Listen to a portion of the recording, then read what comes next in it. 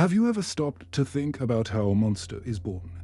Not the movie monster exaggerated, impossible, but the real monster, silent, invisible, the one who walks among ordinary people and who, at some point, decides to cross a line from which there is no return, because no man wakes up one day and thinks, "Today I'm going to become a nightmare." Before that, there is abandonment, there is hunger, there is silence, there is a childhood no one wanted to look at too closely. And the story you're about to hear begins exactly like that. It begins far from the big cities, far from the spotlight, far from any glamour. It begins with a child too small to understand what was happening, but old enough to feel that something was very wrong. His name was João Acácio Pereira de Costa, and long before he became known as the Red Light Bandit, he was just another forgotten boy. João was born on June 24, 1942.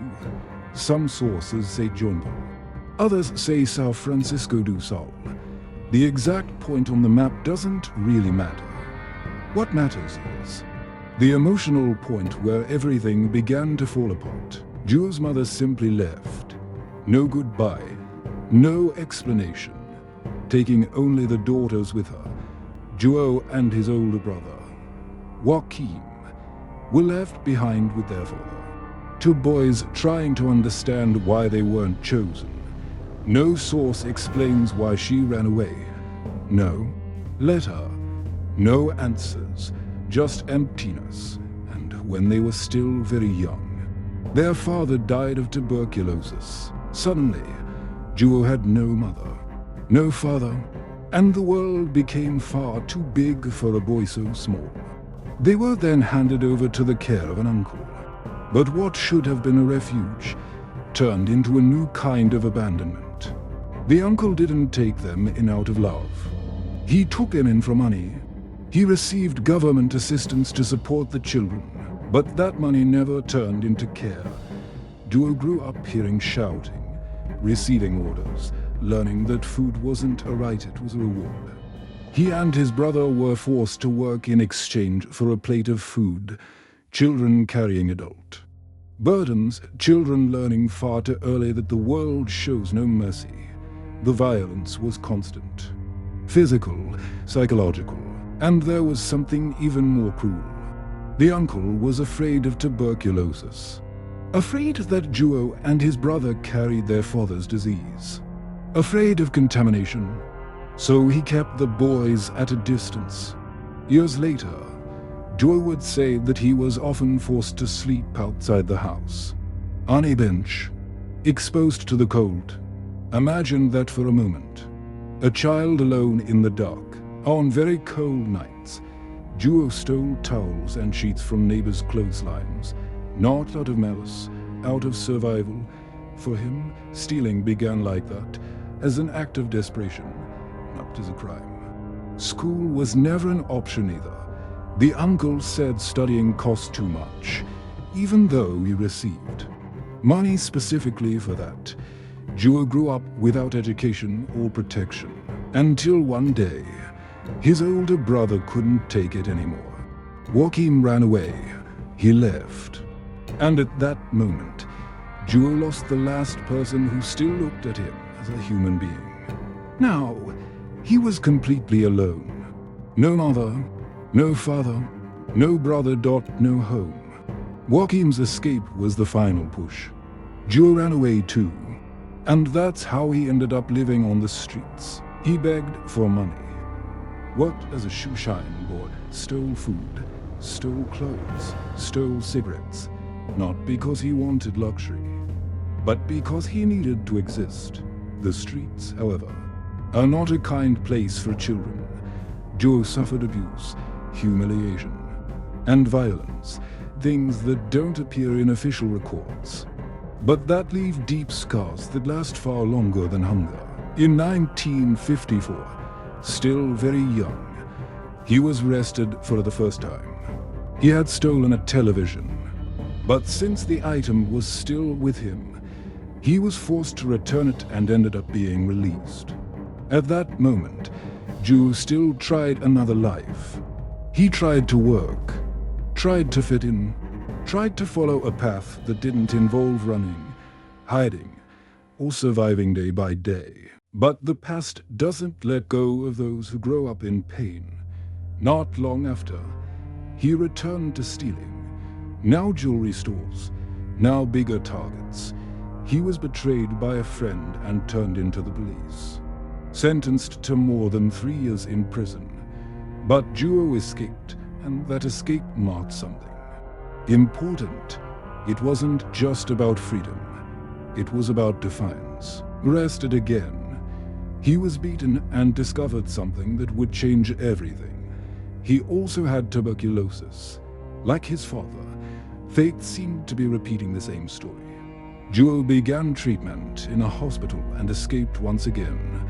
He started living in hiding, moving constantly, adapting to wherever he could disappear long enough to avoid being captured again. He even carried out small acts of revenge against the police, making prank calls, trying to humiliate those who, to him, represented abandonment. He went to Blumenau, then to Santos. He created identities, invented stories, changed versions of himself depending on who was asking. Survival had turned into performance, and performance was becoming identity. In Santos, no one suspected a thing. Well-dressed, polite, charismatic. He said he was the son of wealthy landowners, and everyone believed him. But at night, in silence, something began to change inside him. João developed an obsession with the color red. To him, red meant strength, power, and dominance over the fear he had carried his entire life. His apartment was entirely decorated in that color. Clothes, curtains, objects. It was as if he was slowly building a parallel identity, a version of himself that felt no fear, no guilt, and no limits. And it was at that moment that the name Red Light Bandit began to take shape. Not yet spoken aloud, but already alive inside his imagination. There is a decisive moment in some people's lives, an invisible point where they stop merely reacting to the world and begin to shape it according to their own will. For João Acácio, that moment didn't come with one great event. It came quietly, gradually. When he realized he could deceive people and control what they believed about him. In Santos, João wasn't the abandoned boy. He wasn't the orphan or the homeless kid. He was someone respectable, well-dressed, reserved. He walked the streets as if he had always belonged there. Went to bars, talked to neighbors, greeted shop owners. No one saw danger in that man. And that fascinated him more than anything else ever had. For the first time, João felt something he had never felt before. Control. Control over the image people had of him. Control over who he seemed to be. Control over the narrative of his own life. But that life required money. And money had always been the fuel of João's survival. That's when he started traveling more. Frequently, Sao Paulo became a constant destination. Rio de Janeiro as well. He went by bus and came back driving stolen cars. According to João himself, there were dozens taken this way. He delivered them to chop shops, sold the parts, and disappeared again. Money came in fast and went out even faster, feeding a lifestyle he had never imagined before. Expensive clothes, hotels, nightclubs. João liked being seen, but not as a common thief. He wanted to be different, while other criminals tried to hide. João did the opposite. Flashy clothes, scarves round his neck, sunglasses even when they weren't needed. He cultivated an image that attracted attention instead of suspicion. He looked like an artist of the era, someone connected to the cultural movements of the time. He even carried a guitar, often stolen, just to feed the fantasy. People mistook him for a musician. For someone important. For someone who belonged to a world far removed from crime, and João loved every second of that. Confusion, every curious glance, every mistaken assumption reinforced the idea that he wasn't ordinary. It was during this period that João began to take an interest in stories about other criminals, especially those who gained prominence in newspapers. One specific case caught his attention, involving a criminal who used a red light to terrify victims. That idea stayed with him. The red light wasn't just illumination, it was symbolism. Red was already everywhere in his life. Now it would become part of his crimes. João began planning something bigger, not just quick thefts, but invasions of large houses and mansions, places that represented the wealth he had always been denied. He studied routines, observed schedules, analyzed entrances and exits, always between 4 and 6 in the morning, when the world is still half asleep and silence hides unusual sounds. The method was almost always the same. First, he cut off the house's electricity, leaving everything in darkness before making his entrance. Then he forced open barriers using tools like a car jack and entered calmly, without hurry. And then the red light appeared, a weak beam, but enough to cause panic. The victims didn't see a face. They saw only a silhouette illuminated by something unnatural. Fearful the gaps that words never needed to occupy. João spoke little, gave short, direct orders. He didn't shout. He didn't need to. The red did that for him. In some cases, he even set small fires inside the house, not to destroy, but to intensify terror. It was psychological. João didn't just want to steal. He wanted to dominate the space and the people inside it. Over time, the crimes began to spread.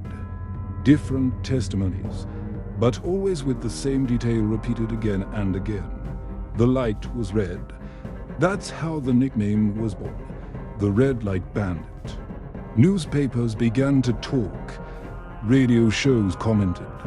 Police tried to connect the dots, still without imagining they were looking for just one man. But no one imagined that the elegant man who claimed to be the son of wealthy landowners was the same one terrorizing entire families at dawn. João lived two lives. By day, the model citizen. By night, the nightmare. And the more his name grew in the press, the more powerful he felt, proud. As if recognition, even through fear, finally gave meaning to his existence. He clipped articles, saved news pieces, and followed every mention of the crimes. Comparisons to other famous criminals pleased him. It was as if, finally, someone was looking at him. But that feeling comes at a price. Over time, João began to make mistakes, not out of carelessness, but out of excess confidence that nothing could reach him. One night, during a robbery, a resident woke up. He was cautious, aware of the reports, and had a gun nearby. The confrontation was quick. The gunshot echoed through the house. The first life was lost. João fled in haste, leaving something important behind. His boots. The Red Light Bandit was no longer just a thief. Line had been crossed forever. Days later, in broad daylight, something even stranger happened. In the Liberdade neighborhood of Sao Paulo, João was seen walking while talking to himself, gesturing, clearly agitated. He drew attention. A trivial argument started. Nothing more than a look exchanged between strangers, but João was already unstable. Carrying tension he could no longer contain. He pulled the gun and fired. The victim was a young factory worker, completely unrelated to the previous crimes. That episode triggered a definitive alert. Now the police were certain this wasn't just a property criminal. Something was breaking inside. That man, and the tighter the net closed round him, the more unpredictable João became. He would still manage to escape for some time, still make new victims, still believe himself untouchable.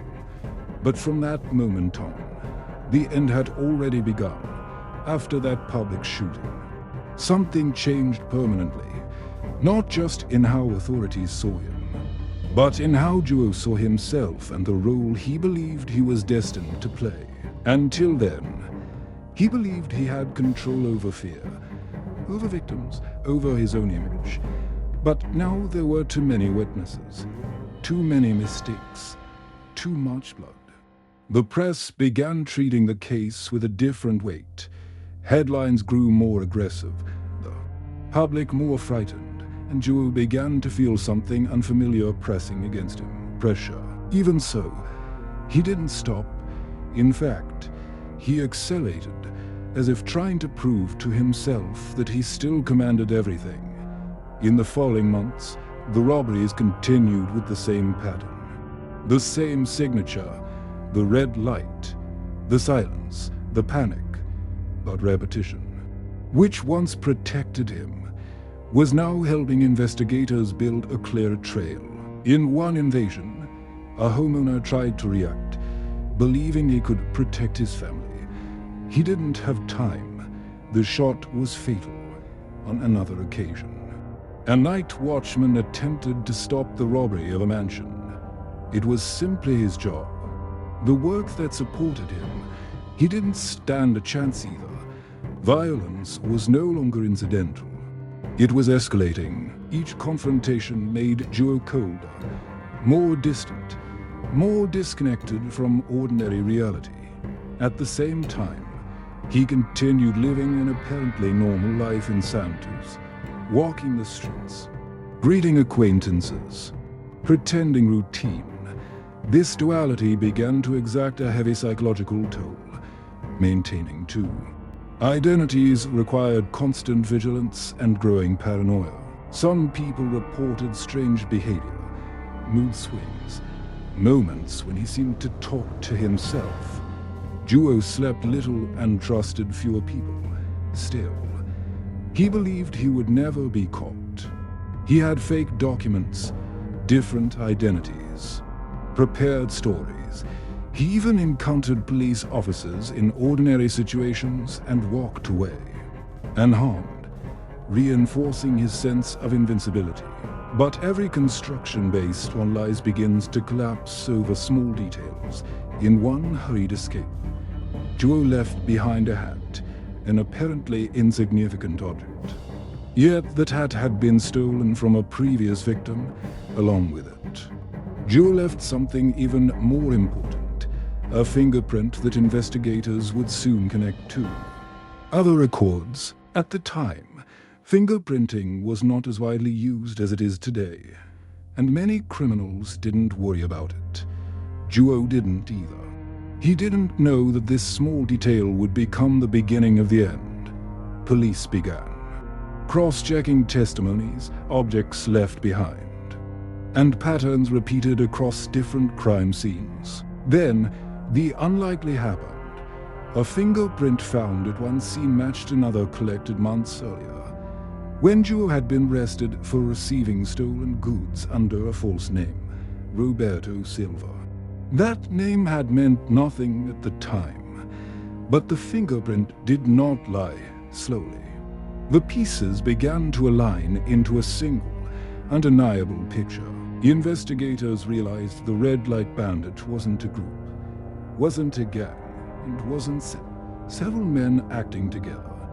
It was one man moving constantly, adapting, escaping. And he was already heading south. Alerts were sent to authorities in Brown. The hunt, which had once been uncertain, now became focused and relentless. Meanwhile, João seemed to sense something was wrong. He abandoned the hotel in a hurry, leaving clothes and documents behind. An employee, attentive to the news, recognized similarities and contacted the police. Now there were no more doubts. The net was closing. João's carefully constructed identities were beginning to fail him. In Curitiba, João tried once again to hide behind a false identity. He changed posture, tried to be discreet, avoided drawing attention. But it was too late. On August 8, 1967, he was located and arrested. There was no dramatic shootout, no cinematic escape. The man who had terrorized cities was handcuffed in silence. At first, João confessed everything. He talked about the robberies, the invasions, the deaths. He seemed almost relieved to speak. But shortly afterward, he changed his version, claiming he had confessed under pressure, that he had been beaten and coerced. Once again, he tried to control the narrative, just as he had done throughout his life. This time, however, it no longer depended only on his word. Police entered his apartment and found something that left everyone stunned. Everything was red. Walls, curtains, bed linens, objects.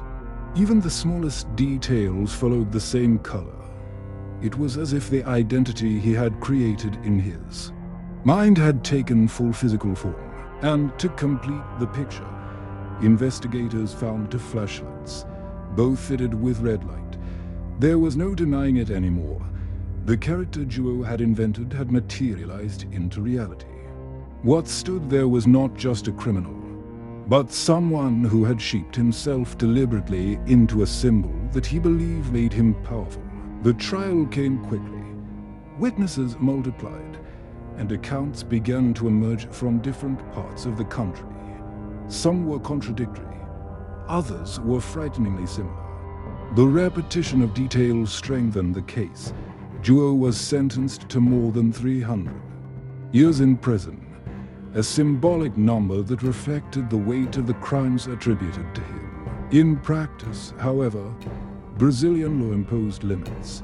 The sentence meant the maximum allowed at the time, 30 years, but prison would not be just punishment. It would become the beginning of another transformation, because behind bars, João Acácio would not find redemption, reflection, or remorse. He would find something darker. When the prison doors closed behind him, many believed the story was over. The terror was contained. Fear had a fixed address. But no one imagined that for João. Incarceration would deepen the psychological fractures already present. Prison did not cure him. It did not reconnect him to reality. It only removed the last restraints. He was sent to one of the largest prison complexes in the country, a place considered organized on the surface, yet governed internally by its own harsh logic, informal rules, invisible hierarchies, and constant tension shaped daily life. João arrived carrying something extremely dangerous inside. That environment, notoriety. Other inmates knew who he was. They knew the headlines, the rumors, the exaggerated stories. To some, he was a legend. To others, he was a target worth confronting. João didn't fit in. He had no group, no allies, no protective network. His eccentric personality and constant talking made him vulnerable. Some prisoners wanted to prove themselves by confronting the famous criminal. Because of that, authorities often placed João in isolation, not out of protection, but to prevent conflicts from escalating. Isolation, however, had devastating effects. Removed from contact, João began losing his sense of time and emotional stability. He slept poorly, spoke to himself, and became increasingly disoriented. Doctors intervened with strong medications, sedatives, and psychiatric treatments.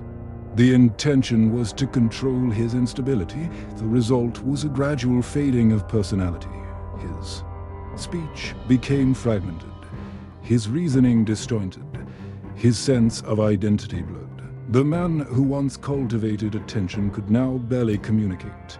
Yet, at times, traces of the old João resurfaced. He still liked to talk about himself, about the crimes, about the fame. He showed no remorse. When questioned, he claimed he had only done what life had taught him to do. This absence of guilt shocked professionals who evaluated him. Some believed he suffered from severe psychological disorders. Others argued he remained aware and responsible for his actions. The disagreement would follow him for the rest of his life, leaving unanswered whether he was incapable of empathy or unwilling to feel it. As years passed, João was transferred to psychiatric institutions under the argument that he was no longer fit for a conventional prison environment. There, time seemed even more distorted. Days repeated themselves endlessly, marked by routines, medication, and silence that replaced the noise of his former life. 30 years, João spent more time incarcerated than he had ever lived freely. When his release finally came in August 1997, the country had changed, the cities had changed, and he no longer belonged anywhere.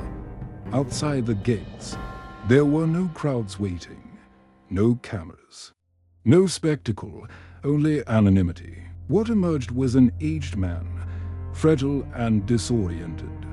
João tried to reconnect with family members, seeking out the same uncle who had once taken him in during childhood. The reunion did not last. Arguments surfaced quickly, old resentments, unresolved wounds. And mutual distrust made coexistence impossible. Once again, João left. He ended up being taken in by the family of a fisherman, simple people who believed they were helping someone in need. But living with João was not easy. He talked constantly, boasted about the past, and read old stories of crimes without any visible remorse or emotional weight. In bars, he sometimes described details of those events as if narrating adventures. Some listeners reacted with curiosity, others with discomfort. João seemed unable to distinguish between attention and fear, the identity he had created decades earlier still shaped how he understood himself and the world. Inside the house where he stayed, tensions grew. Conflicts within the family intensified. Accusations and suspicions circulated, creating an atmosphere of constant strain.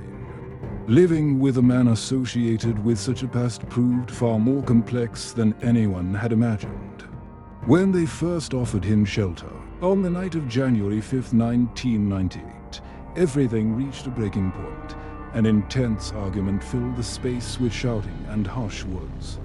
João was agitated, aggressive, and out of control.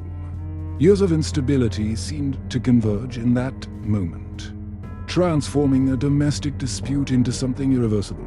Amid the chaos, someone reacted, a gunshot. Quick, final. João Acácio Pereira da Costa died there, far from the myth that had once surrounded him. No red light, no audience.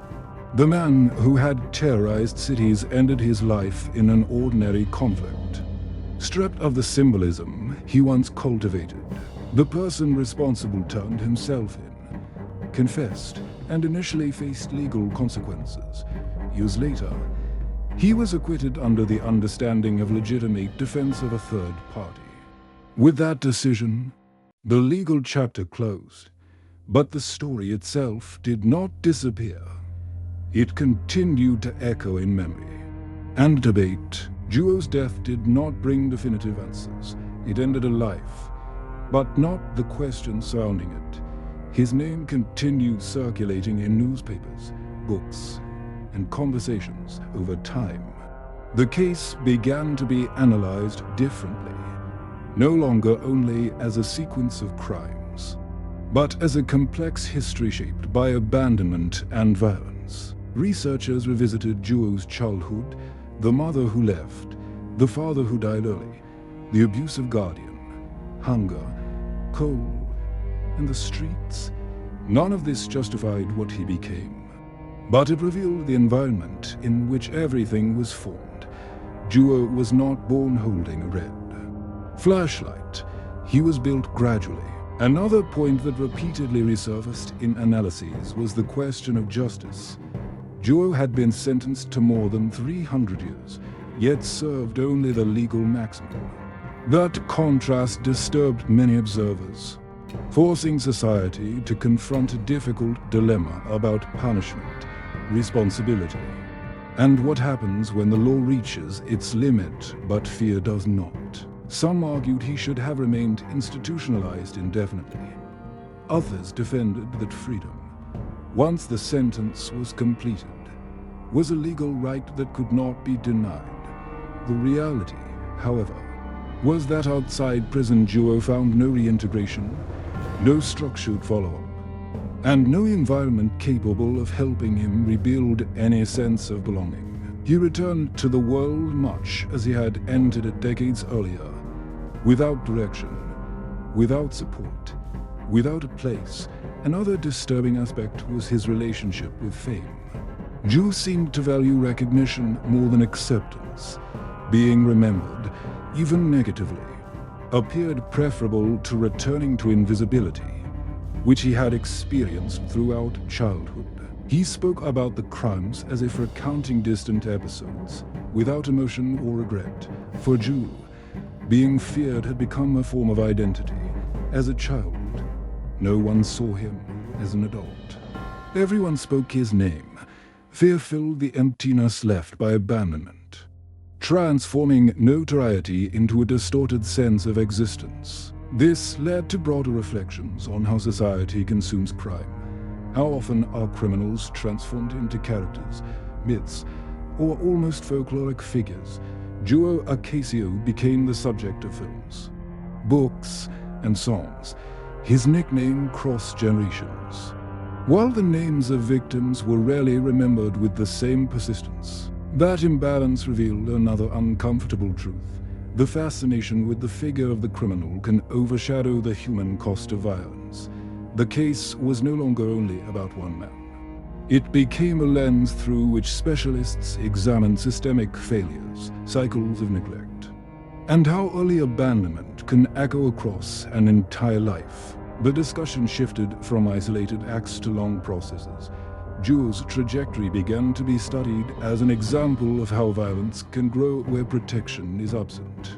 None of this erased responsibility for his actions, but it forced deeper questions about prevention, about the role of institutions, and about the price of indifference. Stories like his leave behind a strange silence, not relief, not closure, avoid demanding explanation, because what ended with his death was only the physical presence.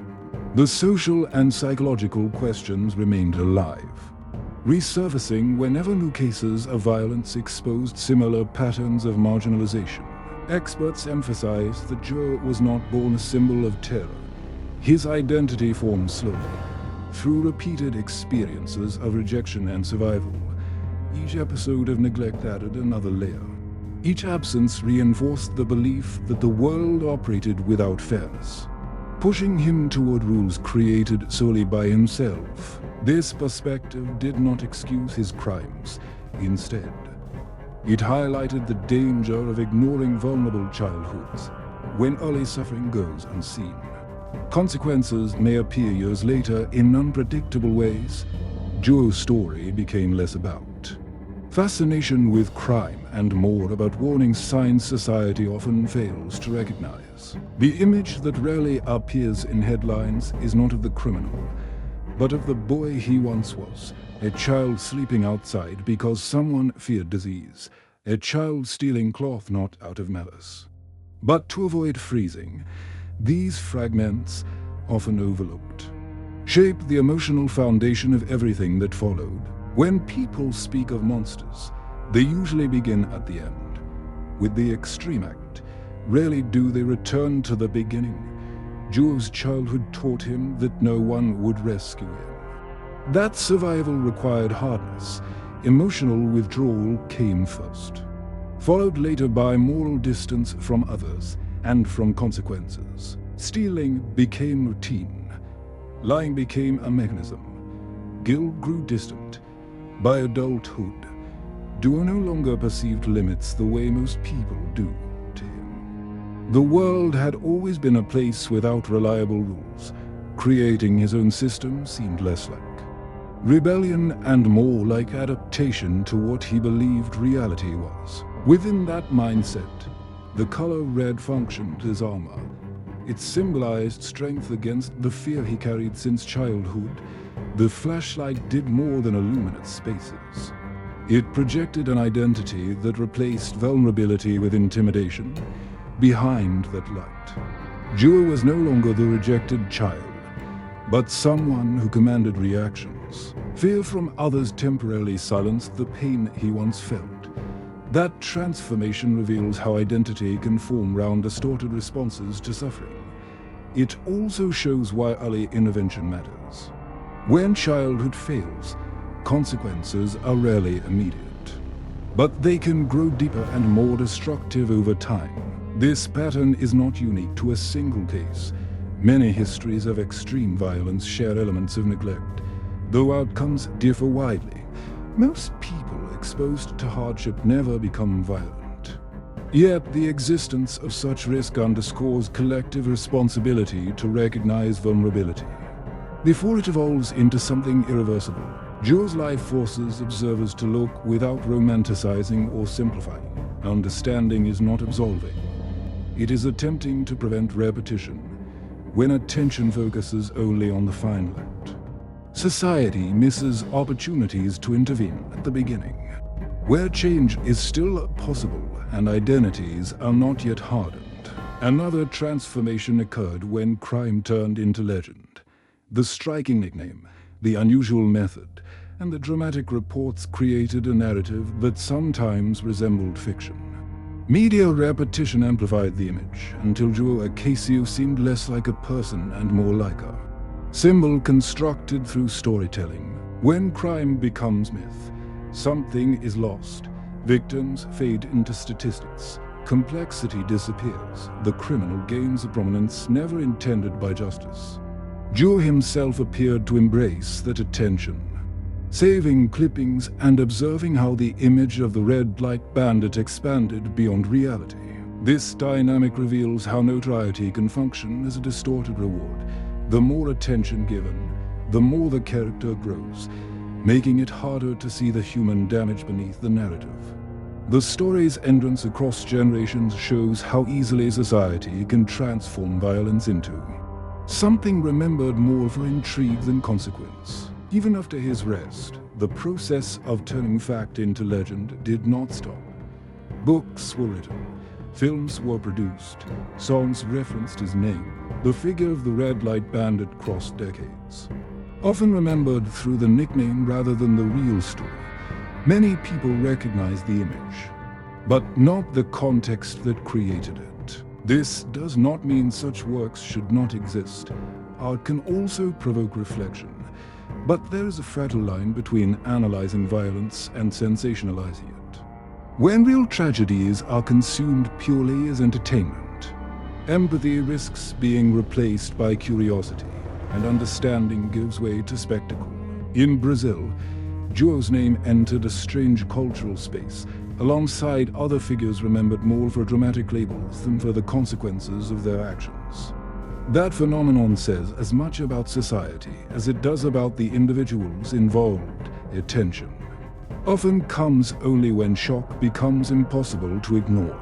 The danger is not in telling these stories, but in how they are told. When focus remains only on the character, the process behind the crimes disappears. Without that perspective, the opportunity to learn is lost and repetition becomes more likely. Hidden beneath fascination with the final outcome, looking at the present, the discomfort deepens. Though the events began decades ago, many of the underlying conditions remain unchanged. Cities have grown. Technology has advanced. Information travels instantly, yet invisible children, fractured families, and delayed institutional responses still exist in many places. Forms may change, but roots often remain similar. Before, it was a red flashlight cutting through darkness. Today, it might be another symbol, another method, another name. The context evolves. Yet the origins of violence frequently begin in environments marked by neglect and lack of opportunity. When confronted with extreme acts, people often search for simple explanations. Labels such as evil, madness, or difference offer emotional distance. They make the phenomenon seem isolated. Joe's story resists that simplicity, showing how danger can grow quietly on the margins without immediate notice. He was not invisible because he hid. He was invisible because no one wanted to see. While he slept on benches, endured cold, and faced abuse, the world moved forward around him. By the time attention arrived, it was already focused on consequences rather than prevention. Modern debates on violence frequently emphasize punishment alone. More laws, more prisons, harsher responses. Such measures can be necessary, yet they are insufficient by themselves.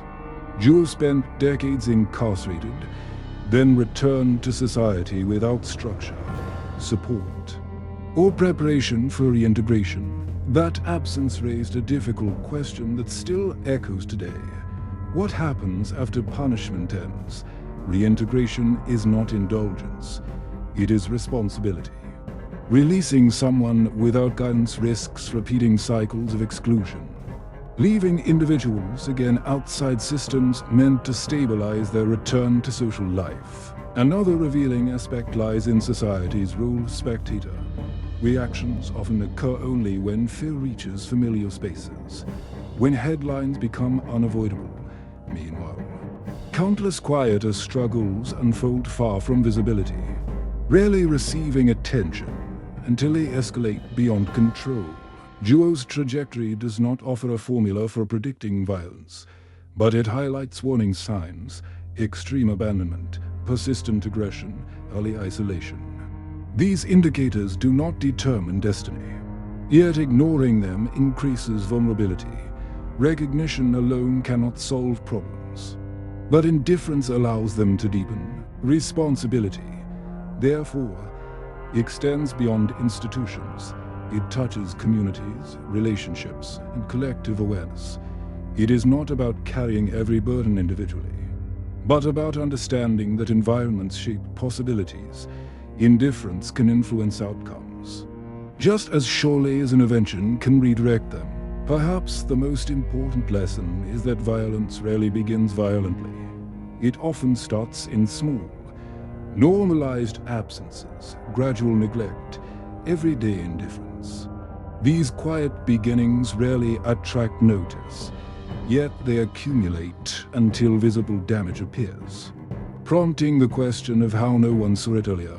The answer is uncomfortable. Many did see fragments, but they did not act, or did not know how. Discussing this story today is not about reviving fear. It is about recognizing cycles and attempting to interrupt them before repetition occurs under different circumstances. As reflections deepen, the story shifts from biography to mirror. It asks who remains unseen now, who is growing without support, and what responses are possible before crises form.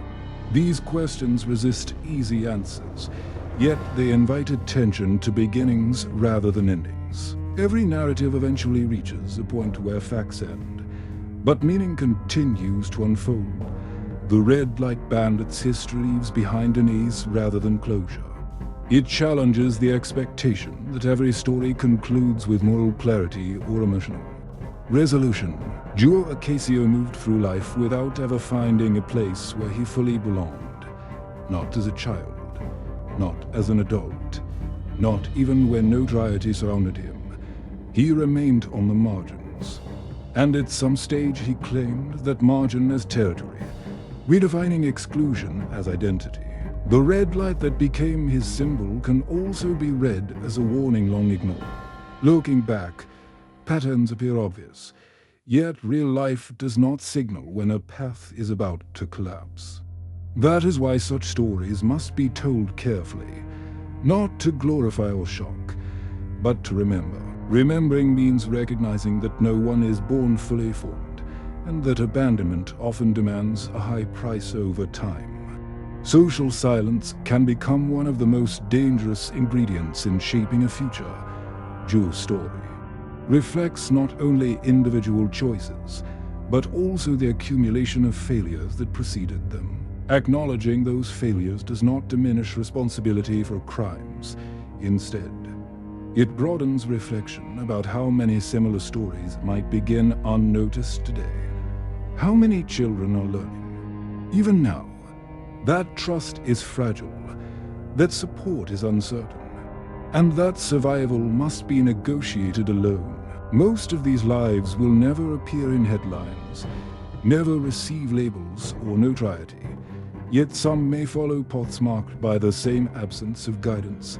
At that point, the story stops being only about João and becomes about collective choices, about when society decides to look and when it turns away. The Red Light Bandit died far from the dramatic imagery associated with his crimes. There was no spectacle at the end, no symbolic illumination, only an ordinary moment stripped of myth. That contrast reveals how deeply he had always sought recognition, even when it came through fear. When there was finally no audience left, the narrative simply ended. Yet its echo remains whenever someone asks how such trajectories develop. The answer rarely lies in a single moment. It unfolds slowly, through repeated experiences that seem small until they accumulate into something irreversible. A little abandonment, a little violence, a little indifference.